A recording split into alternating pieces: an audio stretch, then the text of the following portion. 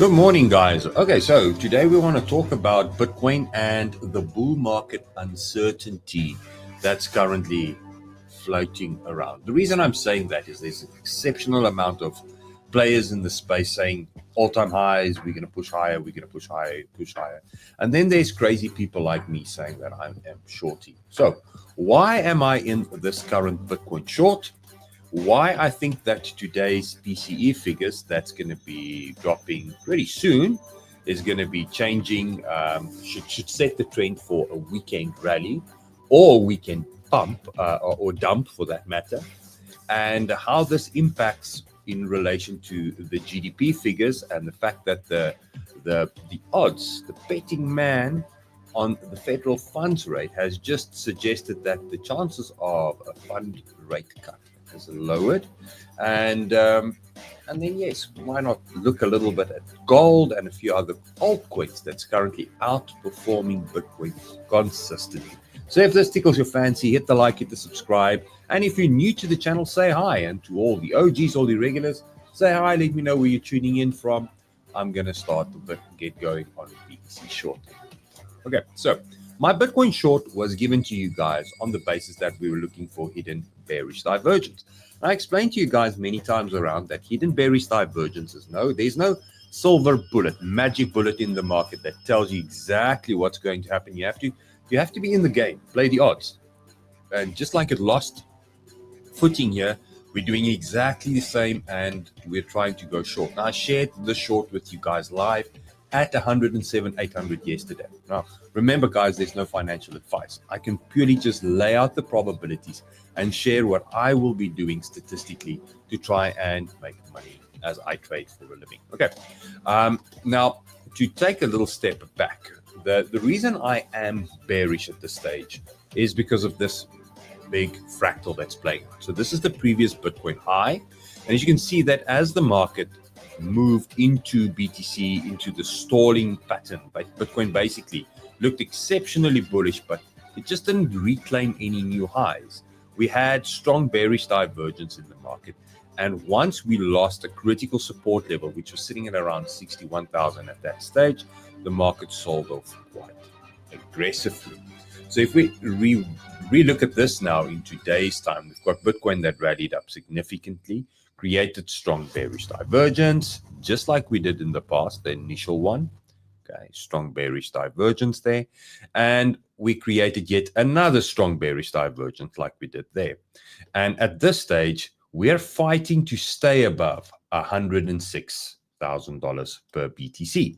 The danger is if we consistently can open and close candles below that level, which we've only now done. We haven't actually done at all. We've closed below it.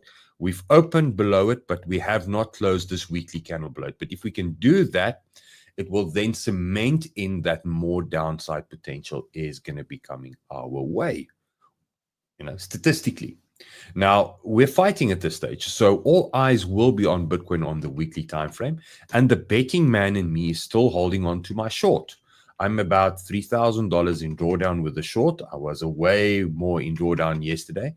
I closed the long that I showed with you guys yesterday at break even because I was scared, just like anybody else. I'm a human being, that what if this blue candle ends up running all the way? I don't want to turn what was almost a winning short into a heavily losing short over time. So hedging the position to try and see if the market is going to change its mind. But as it is, it does still look really good. Okay. Now, what else did I share with you guys? Let me just move this out of the way. We were looking at the 4-hour time frame and I explained to you guys that the 4-hour is still bearish trend. And I shared with you guys that when you have supply entering the market, it gets tested, then the market makes a low. And this is the fractal nature of Bitcoin and any coin for that matter, or any symbol you're trading. So supply entered the market again, got tested, and we made yet again a lower low. And the reason I am hell-bent on the fact that this is a bearish market or a bear trend at the moment on the 4-hour, remember this is 4-hour time frame, okay, is because every time we do lock in a bottom, after Bitcoin goes and tests it, we fail to make a higher high. Now we locked in a new bottom It still needs to go test it, or needs to be tested. Hence the fact that I am aggressively hunting for the short, because in all fairness, just a test at some stage is still good enough for this short to then make me some profit. And then if we can test this and go and make a higher high, I will change my story or my message completely. I'll switch 180. Okay. Now, trading in its essence means that I am, and I can also play both sides of the market, which means when the short reaches, so 103 thereabout, I'm no longer dreaming for 96, 97 on the short. I will be reducing a little bit, and I will be taking a long just for in case the market turns around. Now, why is there an in case? What's the story behind the in case? Well, in today's calendar, we've got the PCI index that's coming out, or figures that's coming out. Now, this is the inflation figures for Bitcoin, for the US economy. Now, why is it significant? That's the reason the interest rates got raised in the first place, was to bring inflation down. So the simplest term is, if the inflation figures are coming through and they are weaker than what is expected, the argument for reducing the Fed's interest rates, or the interest rates, will get stronger. But if the PCI figures come in and they are in the opposite, they are stronger, which means inflation is higher than what is expected, it could mean that the September prediction for when the rates are going to start changing might shift to the fourth quarter, not the third quarter. And all of this could spell, a negative sentiment in the market, because the market does not like to be surprised. Now, we know that the Fed is also trying to reduce or increase the leverage ratio of the banks, the SLR number, which means that the banks can have less equity and borrow even more money, or lend more money, to help stimulate the economy. So they're trying to raise the GDP figures, or the GDP value of the US economy, so that they avoid running into this recession. Because we know the Fed pivots, changes its mind for monetary policy, and it's normally coinciding with a recession. These gray bars signify recessions. These red pivot points is when the Fed decides to reduce the rate again. Okay, so they're trying to stop this. Powell has always been having the stance, soft landing. We want to try and avoid a recession. But we know that if that happens, that will bring a lot of selling pressure onto Bitcoin, and gold for that matter. Why? Because in a recession, people take a risk off the table, irrespective of what the general public sentiment is. So in light of that, I'm just shorting, and the reason I'm in the short more so is to protect my spot bags, because we've been dragging spot BTC along since forever. And I just want to make sure that whatever I do at this stage, while the market is very uncertain, that I'm giving myself an opportunity to say, well, okay, go and decide what it is you want to do. And whatever that's going to be, I am fine regardless, because I am insured. That's the whole reason for the short. Okay, so we've got a recap. You kind of know where I'm going with this. You kind of know where the economical data is going to push towards. Let's just quickly talk about today's channel sponsors, brought to you by BloFin. Just a kind reminder, if you want to support the content, open your BloFin account today using my partner link, and it will give you additional Discord access benefits, as well as deposit bonuses, and so forth and so forth. So support the content, and support the channel that backs your trades as well, guys. Okay, now over to the comments real quick. Altcoin EFTs coming, plus rate cuts equals bullish. Yes, my friend, I know that feeling, truly the case. But as a trader in me, we trade the trend. And as you can clearly see, the trend has proven to us that the sentiment around these things have not always proven to be long-term bullish, because as you can see, as soon as the Fed pivots, the stock markets keep on rallying for a while. As soon as the Fed pivots, the stock markets, this is the only outlier where the stock markets didn't really rally after the pivot. But in all the other cases, as soon as the Fed pivots, more bullish momentum, purely because of the sentiment around that. Rate cuts, everybody's feeling it. Less pressure on my own loans and savings, and and then the market gets a little bit of a rally, and it's that exit liquidity that the institutional players normally use to position themselves. They can't go short if there's not enough demand for giving them longs to short. They can only go, you can only bet short if there's a long.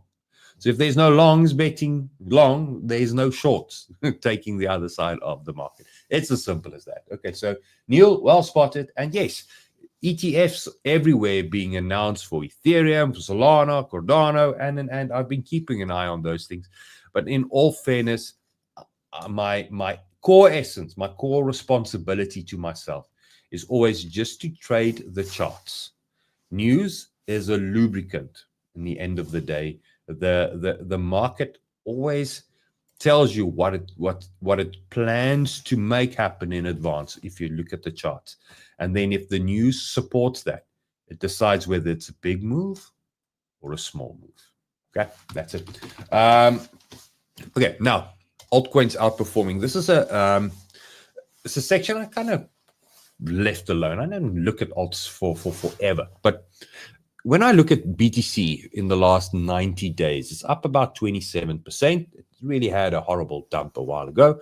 And looking at the amount of top 100 alts, now I'm not talking about the small new launched small cap bullshit scam coin. For that matter, I'm talking about alts that has got some serious market cap behind them. This is a list of alts that have outperformed Bitcoin for the last 90 days. And on this list, a coin that we've mentioned many times on this channel, Tau, we've looked at Bitcoin Cash. I mean, I gave you guys a Bitcoin Cash entry 3 months ago that has been printing since forever. And a few other coins. But the one that I want to bring to your attention today is Arrow. Okay, so I like the chart because what we have is we've had a launch candle.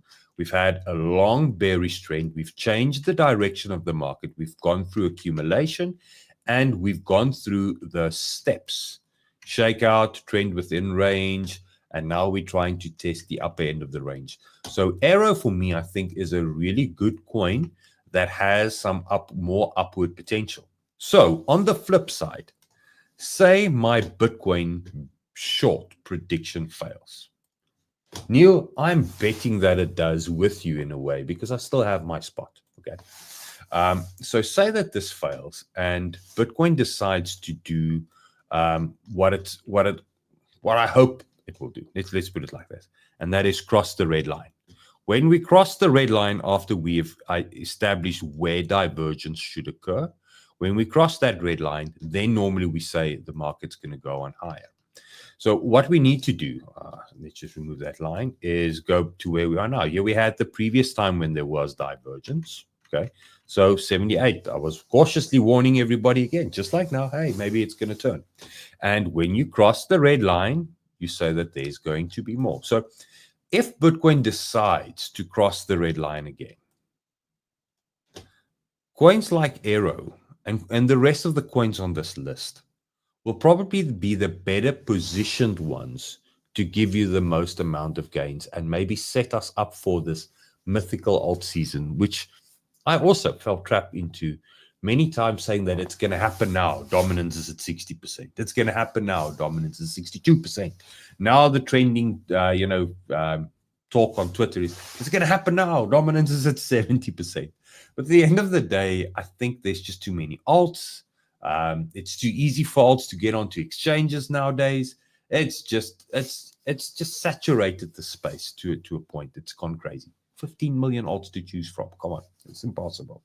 So these ones, I think, is the safer bet, purely than trying to look for the smaller ones. And at the end of the day, you want something that you can trust a little bit more. Meaning, I want a coin that's got a decent market cap. I can get in, I can get out in the end of the day. Then, this new one-hit wonder that will probably make headlines for a day. You know this. Okay. So in essence, that's everything that I wanted to share with you guys for today. So keep an eye out on this list of coins. And now I want to just share my closing remarks for you guys, and then I'll open to questions. So if there's any questions or anything else in the comment section, guys, drop them and I will look at this. So the coin that I want to show to you is this is a Bitcoin chart. Now, if you look at this Bitcoin chart and you look at this wedge that I've drawn here, what is the assumption? Up or down? Fair question. Now, because there's a delay between when I talk and who's watching, I'm not going to head over wait for an answer, but the general assumption with any of these wedges is that the market will reach a point. I'm going to go to where the lines will typically cross. The market will reach a point around the 70% level. I'm just going to switch off all the other lines. Around the 70% level. Now, what do I mean by that? When you have a wedge, when those two lines join, from the point to that point, statistically around 70%. Now, this is now 7, 8, but nearest makes no difference. Around 70%, that is when this wedge will typically resolve itself. Here's an example of curve doing just that, okay? We've got a wedge. Typically, around 70% is when it's going to resolve itself. Now, what happened to curve? I'm just going to take away the replay. At that point, massive breakup to the upside, then a test. Okay. Now, let's go back to this Bitcoin chart. Now, if this is the case, where is this chart? Where's this chart from? It's literally the current chart, just inverted. So in all essence, in all fairness, guys, I'm just saying, I'm bullish just as much as the next guy. I'm holding on to my spot. I want to see the market keep on pushing higher. I'm a firm believer of my own analysis saying that the market is going to go until the end of the year before it turns around. But it could be that the end of the year is exactly where we are now. What then?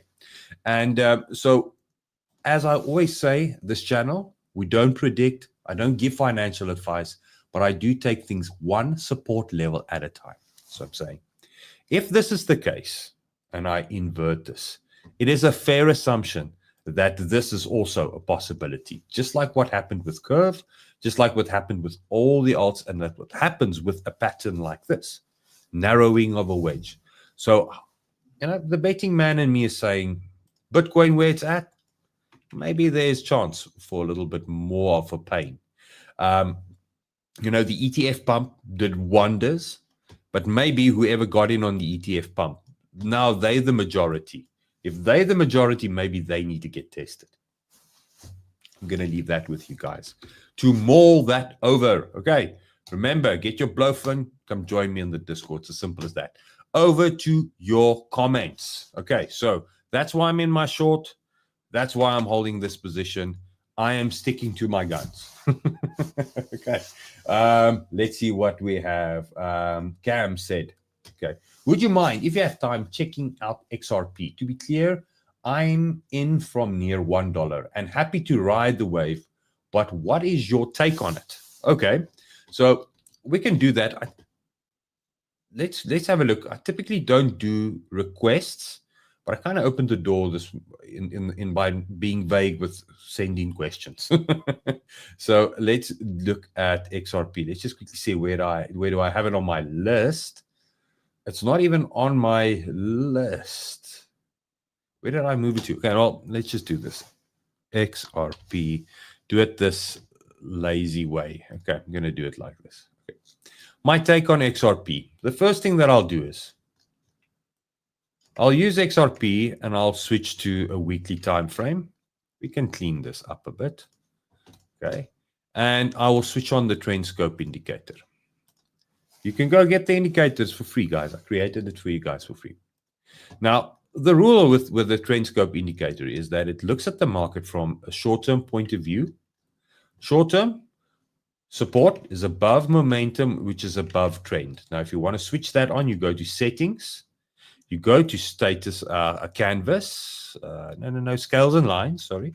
And then you go to indicators and financials, and you just switch that on so you can see the name. Support's above momentum, momentum's above trend.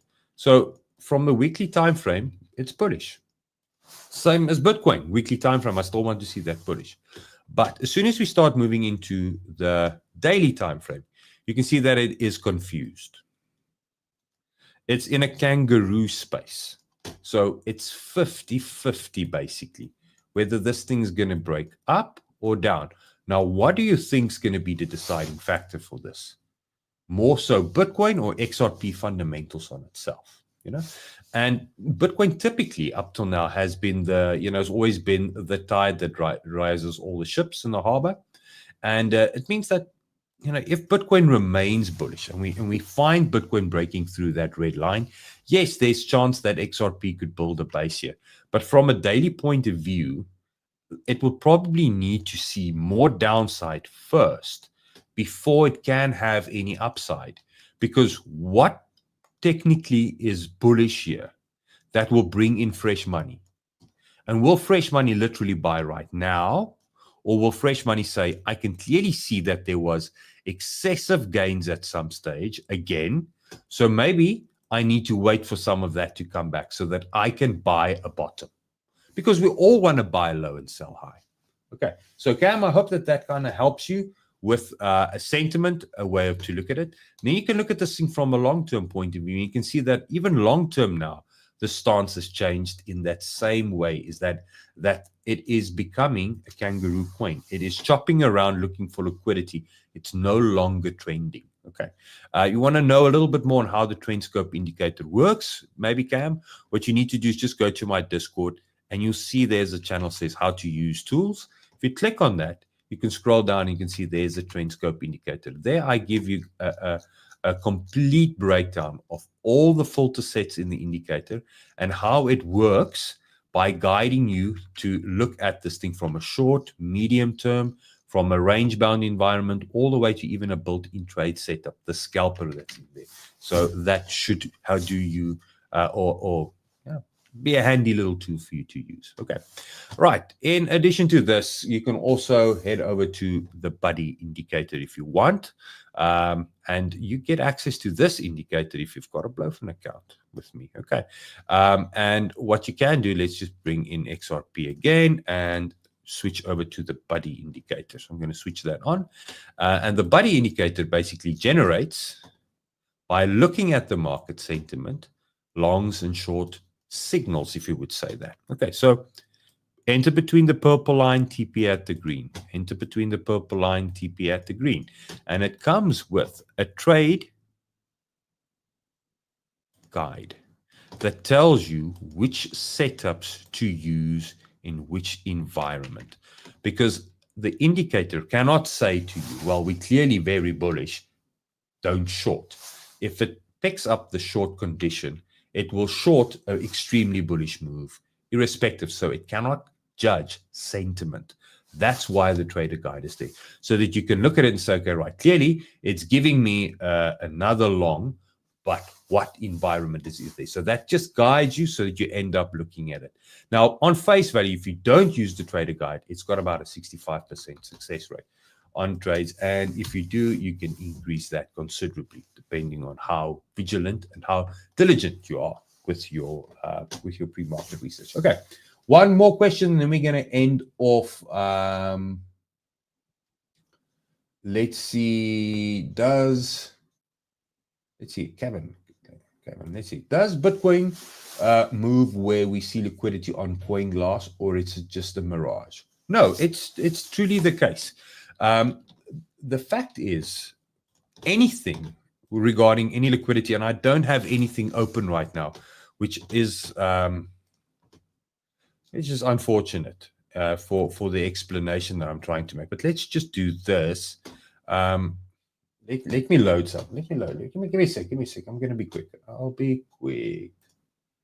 I'm going to bring this over. Load this.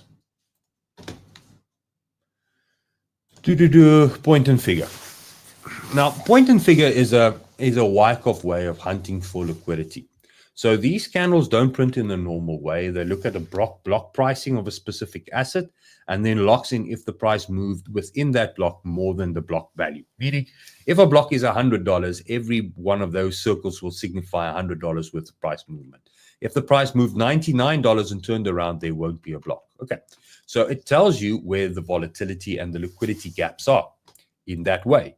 So what do I mean by that? When you have, and the problem is it's always truncated data, so looking too far back in the past, it doesn't make sense. But when you have gaps like this,